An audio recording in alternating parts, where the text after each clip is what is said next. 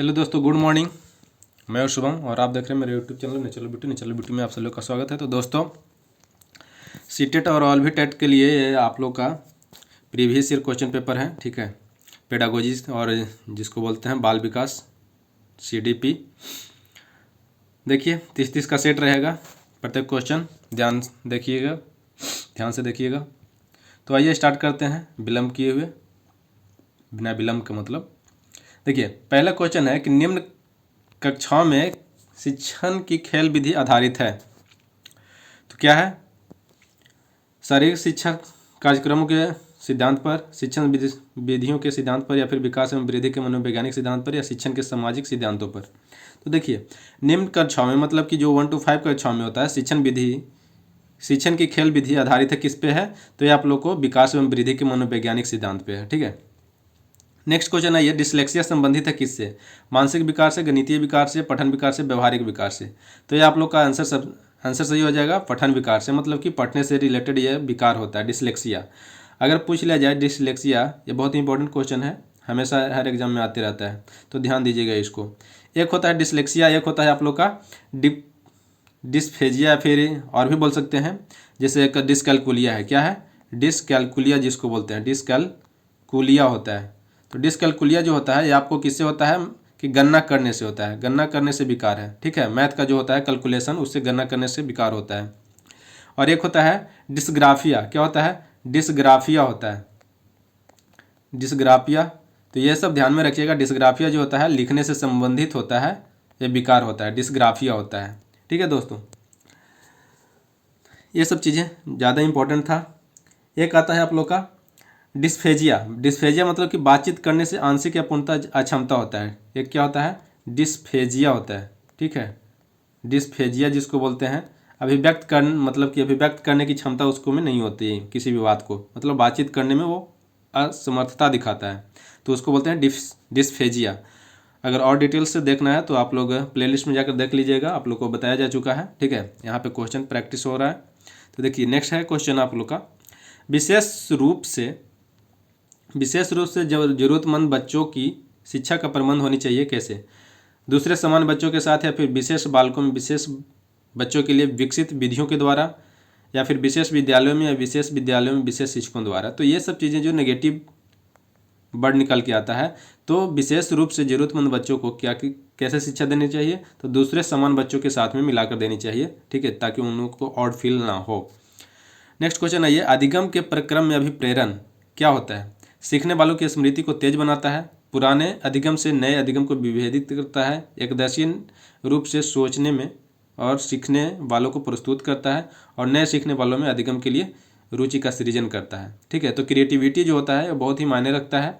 तो अधिगम के प्रक्रम में जो अभिप्रेरणा जो होता है, अभिप्रेरण जिसको बोलते हैं, तो नए सीखने वालों के अधिगम के लिए क्या होता है? रुचि का सृजन करता है, क्रिएटिव करता है, ठीक है, क्रिएटिविटी करता है, उसका सृजनात्मकता आप लोग को बताया जा चुका है, वीडियो में जाकर देख लीजिएगा। फिर नेक्स्ट है, इसका आंसर क्या हो जाएगा? नए सीखने वालों के अधिगम के लिए रुचि का सृजन करता है, ठीक है। ये आंसर इसका ऑप्शन नंबर डी हो जाएगा। फिर कहते हैं यहाँ पे कक्षा 5 के न्यून दृष्टि वाले बच्चों को क्या निम्न स्तर के कार्यों के लिए माफ़ करना उचित होता है? उसके दैनिक कार्यों में माता पिता तथा मित्रों को सहायता करनी चाहिए, या फिर कक्षा में सामान्य रूप से बर्ताव करना चाहिए एवं ऑडियो CD के जरिए सहायता प्रदान करनी चाहिए, या कक्षा में विशेष बर्ताव करना चाहिए? तो कक्षा में न्यून दृष्टि वाले बच्चों को जो होता है वो क्या करना चाहिए कि कक्षा में, जैसे न्यून जिसका दृष्टि मतलब कि कम है, मतलब जो देख नहीं पाता है, तो उसके लिए क्या करना चाहिए? कक्षा में समान रूप से उसको साथ में बर्ताव करना चाहिए, और जब देख नहीं पाते हैं तो उसको क्या करना चाहिए? ऑडियो CD के द्वारा, मतलब सुन तो सकता है ना, देख नहीं सकता है तो सुन सकता है, तो उसको ऐसे ऑडियो CD के जरिए उसको सहायता प्रदान करनी चाहिए। तो इस ऑप्शन नंबर सी जो हो जाएगा सही हो जाएगा। नेक्स्ट क्वेश्चन है ये, श्यामपट्ट को शिक्षण सामग्री के किस समूह के अंतर्गत रखा जाता है? तो देखिए श्यामपट्ट का मतलब क्या होता है? दृश्य, मतलब कि इसको देखते हैं। श्यामपट्ट पे हम लोग जैसे लिखते हैं तो क्या होता है? देखते हैं, बच्चा लोग इधर बैठ के क्या करता है? देखता है। तो ये क्या होता है? दृश्य साधन होता है, दृश्य सामग्री होता है। तो इसका सही आंसर हो जाएगा दृश्य साधन, option number B. Next question की ओर आइए, निम्न में से कौन सा शिक्षण कुशलता से संबंधित है? क्या है? कुशलता से संबंधित है। तो श्यामपट्ट पर लिखना, या फिर प्रश्नों को हल करना, या प्रश्न पूछना, या उपरोक्त सभी। तो देखिए कुशलता मतलब कि शिक्षण का कुशलता मतलब कि श्यामपट्ट पर लिखने से भी हो सकता है, प्रश्न को हल कैसे करते हैं, ठीक है, इससे भी होता है, प्रश्न पूछने से भी होता है। तो उपरोक्त सभी इसको में से ज़्यादा करेक्ट आंसर हो जाएगा, तो सबसे आंसर सही हो जाएगा आप लोग का डी, ठीक है।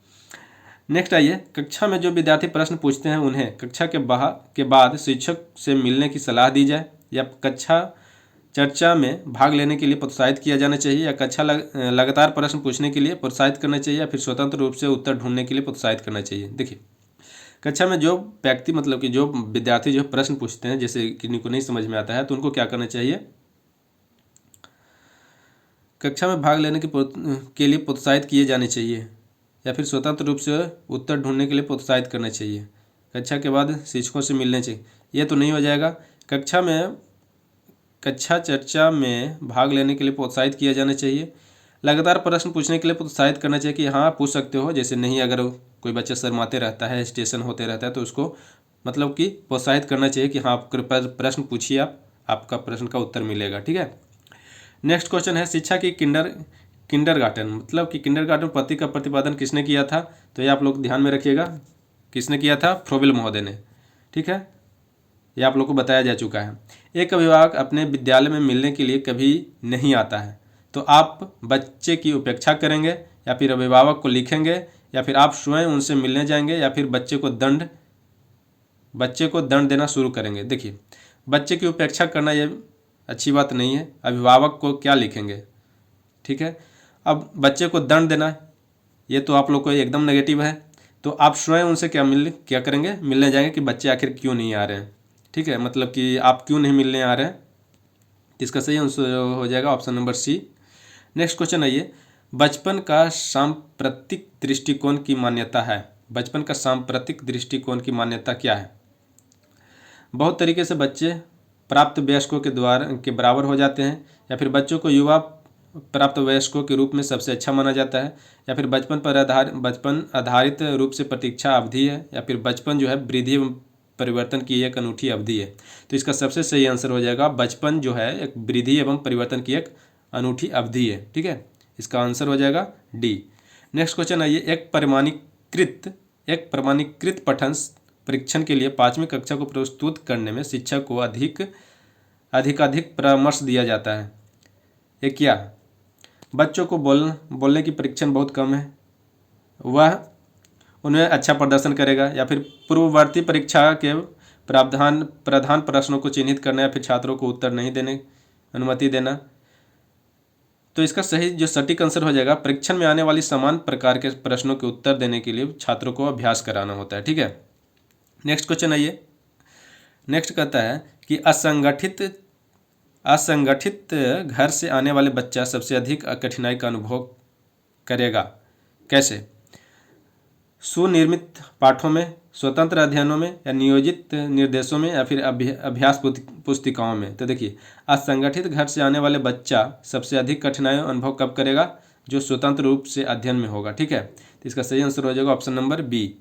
नेक्स्ट क्वेश्चन आइए, आप देखते हैं कि एक छात्र बुद्धिमान है, आप उसके साथ संतुष्ट रहेंगे, उससे अतिरिक्त गृह कार्य नहीं देंगे, ये तो बेवकूफ़ी होगी। वह जैसे अधिक प्रगति कर सके उस तरह से उसे अनुप्रेरित करेंगे, ये तो सही लग रहा है पॉजिटिव। उसके अभिभावकों को सूचित करेंगे कि वह बुद्धिमान है, नहीं ये नहीं करेंगे, पहला भी नहीं करेंगे। इसका सही आंसर हो जाएगा वह जैसे मतलब कि प्रगति उसको मिल सके, उसको क्या करेंगे, हम लोग प्रोत्साहित करेंगे कि हाँ ऐसे करो ऐसे करो, ठीक है। तो आंसर सी हो जाएगा उसका। 15 नंबर है, यदि कुछ विद्यार्थी कक्षा में अध्ययन की चित्तवृत्ति में नहीं है तो आप क्या कहेंगे, उन्हें अध्ययन के लिए बाध्य करेंगे, या फिर उन विद्यार्थियों को कक्षा छोड़ने के लिए कहेंगे, या फिर उन्हें चेतावनी देंगे कि वह अवश्य अध्ययन करें, नहीं तो प्रधानाध्यापक को सूचित कर देंगे, ये तो अच्छी बात नहीं है। उन्हें उनकी रुचि अथवा आप अपने विषय के अनुसार रुचिपूर्ण चीज़ें बताएंगे। देखिए, कोई भी बच्चा मतलब कि वहाँ पे ध्यान नहीं दे रहा है पढ़ने में, तो क्या करेंगे आप, तो उन्हें अध्ययन के लिए बाध्य तो नहीं कर सकते हैं। जैसे कोई भी बच्चा अगर नहीं पढ़ पा रहा है, नहीं ध्यान दे पा रहा है, तो उसको बाध्य करिएगा, तो जब तक वो अपने आप से, कोई भी आदमी जो है, कोई भी बच्चा जो है सीखने के लिए जब तक खुद से प्रेरित नहीं होता है तब तक उसको कोई नहीं सिखा सकता है। तो ये तो बाध्य नहीं करेंगे। उन विद्यार्थियों को कक्षा के लिए मतलब कि छोड़ने के लिए कह देंगे, ये भी नहीं, तो आप फिर सिखा ही नहीं पाएंगे। उन्हें चेतावनी देंगे, चेतावनी तो देना ही नहीं है, ये सब चीज़ें नेगेटिव चीज़ें में आता है, तो जहाँ पे भी ये सब चीज़ें देखिए वो ऑप्शन नहीं हो सकता है, ठीक है। फिर हो जाएगा आप लोग का, उन्हें उनकी रुचि अथवा आप अपने विषय के अनुसार क्या करें, रुचिपूर्ण चीज़ें बताएंगे ताकि वो बच्चा ध्यान दे। तो इसका सही आंसर हो जाएगा ऑप्शन नंबर डी। ठीक है, नेक्स्ट क्वेश्चन की ओर आते हैं हम लोग। वह स्तर जिसमें बच्चा किसी वस्तु एवं घटना के बारे में तार्किक रूप से सोचना शुरू करता है कहा जाता है, क्या कहा जाता है? मतलब तार्किक लॉजिकल थिंकिंग स्टार्ट कर देता है, क्या कहते हैं उसको? संवेदन प्रणोद अवस्था, या फिर औपचारिक अवस्था, या फिर बोल सकते हैं पूर्व क्रियात्मक अवस्था, या फिर बोल सकते हैं मूर्त क्रियात्मक अवस्था होता है। तो देखिए, तार्किक रूप से जो सोचना शुरू कर देता है वो आप लोग को कर देता है मूर्त क्रियात्मक अवस्था या फिर मूर्त संक्रियात्मक अवस्था। आप लोग का जीन पियाजे के बारे में बताए हैं। ठीक है, अब आप लोग कमेंट बॉक्स में कमेंट लिख करके बताइए कि जीन पियाजे जो है उनके 4 अवस्थाएं कौन कौन सी हैं। ठीक है, अब नेक्स्ट आइए, बच्चों के बौद्धिक विकास के 4 सुस्पष्ट स्तरों को पहचाना गया था। एक किसके द्वारा पहचाना गया था? कोहलबर्ग, एरिक्सन, या फिर स्किनर, या फिर पियाजे के द्वारा। तो देखिए, अभी बताए थे 4 सुस्पष्ट स्तरों को पहचाना गया था, तो ये जीन पियाजे का। ठीक है, 4 कौन कौन है वो आप लोग को कमेंट बॉक्स में कमेंट करके बताना है। नेक्स्ट है, अल्पवयस्क बच्चों के अधिगम में अभिभावकों की भूमिका होनी चाहिए कैसा? निषेधात्मक, या फिर अग्र सक्रिय, या फिर संवेदनात्मक, या फिर उदासीन। तो देखिए, अल्पवयस्क मतलब कि जो बच्चा वयस्क नहीं हो पाया, ठीक है, बड़े नहीं हो पाया। ठीक है, तो अल्पवयस्क बच्चों के लिए अधिगम में अभिभावकों की क्या भूमिका होनी चाहिए? तो अग्र सक्रिय होनी चाहिए, मतलब कि अभिभावक को ज़्यादा सक्रिय होनी चाहिए। ठीक है, बच्चे की तुलना में, तभी वो बच्चे क्या आगे विकसित कर पाएगा। तो इसका सही आंसर हो जाएगा ऑप्शन नंबर बी। फिर नेक्स्ट है, बच्चों को संज्ञानात्मक विकास को सबसे अच्छे तरीके से कहाँ परिभाषित किया जा सकता है? खेल के मैदान में, या फिर विद्यालय एवं कक्षा में, या फिर ऑडिटोरियम में, या फिर गृह कार्य में। तो गृह कार्य के लिए तो नहीं होगा, होमवर्क नहीं देना, ऑडिटोरियम में भी नहीं होगा, खेल के मैदान में। देखिए, बच्चों को संज्ञानात्मक विकास को सबसे अच्छे तरीके से कहाँ परिभाषित कर सकते हैं? तो संज्ञानात्मक विकास के लिए जैसे आ जाएगा तो आप लोग का आ जाएगा विद्यालय एवं कक्षा में। ठीक है, लेकिन जैसे ही अगर आप फिजिकली मतलब बोल सकते हैं, मतलब कि क्या उसको बोल सकते हैं, जैसे बातचीत करने के लिए होगा, तो वो आप लोग को खेल के मैदान में सबसे ज़्यादा होगा। लेकिन संज्ञानात्मक विकास के लिए सबसे अच्छा तरीका कहाँ परिभाषित कर सकते हैं? विद्यालय एवं कक्षा में। तो ऑप्शन नंबर बी जो हो जाएगा सही हो जाएगा, ऑप्शन नंबर बी सही हो जाएगा। नेक्स्ट क्वेश्चन आइए आप लोग को। नेक्स्ट क्वेश्चन है, डैश को अनुप्रेरित शिक्षण के एक संकेत के रूप में विवेचित किया जाता है। डैश को अनुप्रेरित शिक्षण के एक संकेत के रूप में विभाजित किया जाता है। कक्षा में अधिकतम उपस्थिति, शिक्षक द्वारा दिया गया उपचारात्मक कार्य, विद्यार्थियों द्वारा प्रश्न पूछना, या फिर कक्षा में पूर्ण निरस्ता। तो विद्यार्थियों द्वारा प्रश्न पूछना जो है उसको अनुप्रेरित शिक्षण के एक संकेत के रूप में विवेचित किया जा सकता है। ठीक है, तो ऑप्शन नंबर सी सही हो जाएगा। फिर है आप लोग का, कक्षा में विद्यार्थियों की रुचि बनाए रखने के लिए एक शिक्षक उचित है। क्या उचित है बताइएगा जरा। कक्षा में विद्यार्थियों की रुचि बनाए रखने के लिए क्या होना चाहिए? सैंपट का प्रयोग करना चाहिए, चर्चा करना चाहिए, कहानी कहना चाहिए, या फिर प्रश्न पूछनी चाहिए। देखिए, अब रुचि बनाए रखने के लिए बच्चों को अगर चाहिए तो सैंपट पर प्रयोग करें और पता चला कि बैक बेंचर जो है पीछे जाके नींद मार रहा है, झूक रहा है, तो वो भी अच्छा नहीं है। चर्चा किस पे चर्चा कीजिएगा? कहानी कहना, तो कहानी में तो और नींद आएगा।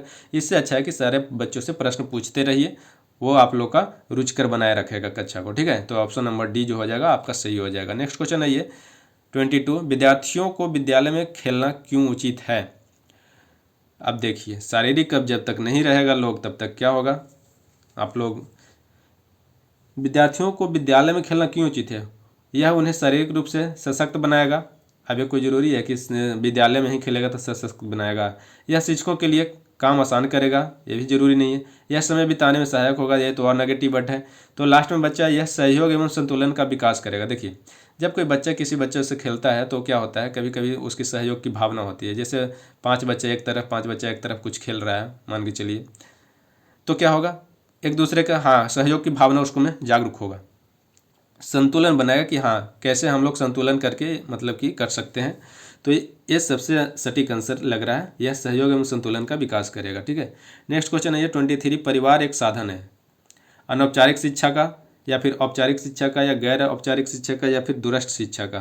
परिवार एक साधन है, क्या है? अनौपचारिक मतलब कि इनफॉर्मल एजुकेशन का, अनौपचारिक शिक्षा का। तो ऑप्शन नंबर ए जो हो जाएगा सही हो जाएगा।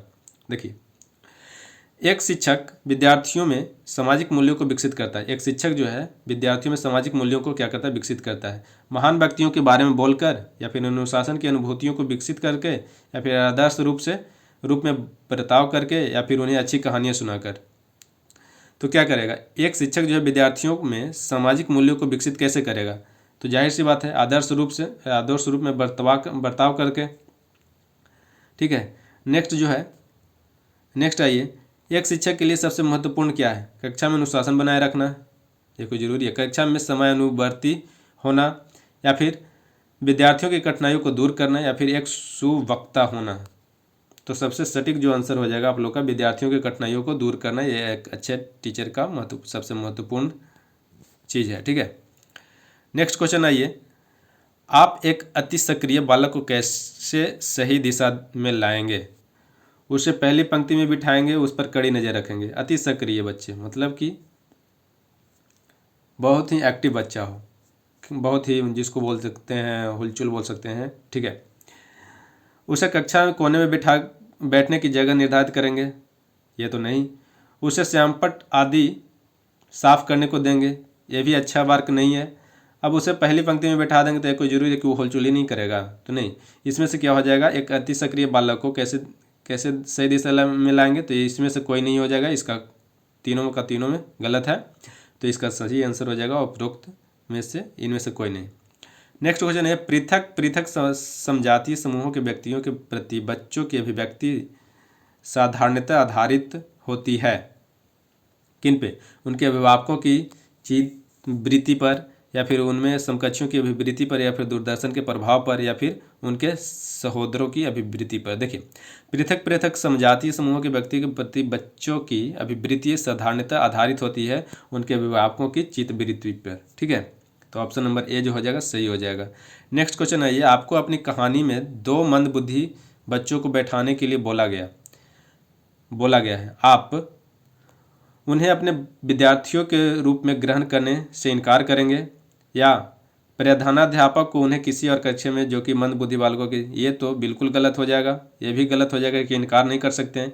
ऐसे विद्यार्थियों को सिखाने की तकनीक सीखेंगे या फिर उपरोक्त में से कोई नहीं। तो 2 मंदबुद्धि बालक हैं तो उसको कैसे सिखाया जाए, इसका तकनीक आप सीख सकते हैं। तो इसका सही आंसर जो इतना में आया है वो सबसे उपयुक्त आंसर जो हो जाएगा ऑप्शन नंबर सी, ऐसे विद्यार्थियों को सिखाने की तकनीक सीखेंगे।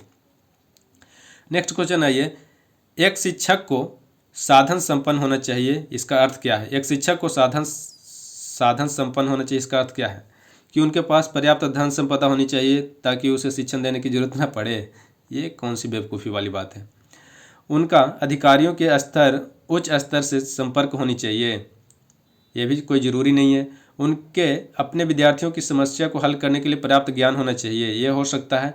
नेक्स्ट आइए, विद्यार्थियों के बीच उनकी प्रसिद्धि होनी चाहिए, नहीं प्रसिद्धि नहीं। जो सबसे उपयुक्त आंसर हो जाएगा आप लोग को, ये उनको अपने विद्यार्थियों को समस्या हल करने के लिए पर्याप्त नॉलेज होना बहुत ज़रूरी है। ये होता है साधन संपन्न शिक्षक। ठीक है, इसका अर्थ ये होता है। तो ऑप्शन नंबर सी जो होगा सही हो जाएगा। नेक्स्ट है, बच्चों में संवेगात्मक समायोजन प्रभावी होता है व्यक्तित्व निर्माण में या फिर कक्षा शिक्षण में या अनुशासन में या उपरोक्त में से सभी। देखिए, बच्चों में संवेगात्मक विकास जो होता है समायोजन का प्रभावी होता है, ये आप लोग का पर्सनालिटी निर्माण में भी होता है, कक्षा शिक्षण में भी होता है, अनुशासन में भी, डिसिप्लिन में भी होता है। मतलब कह सकते हैं कि इसमें से सभी में होता है। ठीक है, तो दोस्तों आज के लिए इतना ही सेट। ठीक है, अगर वीडियो अच्छा लग रहा होगा तो लाइक कीजिए, सब्सक्राइब कीजिए, अपने दोस्तों में शेयर करते रहिए ताकि उन लोग को भी लाभ मिल सके इसकी। मिलते हैं फिर नेक्स्ट वीडियो में, तब तक के लिए धन्यवाद।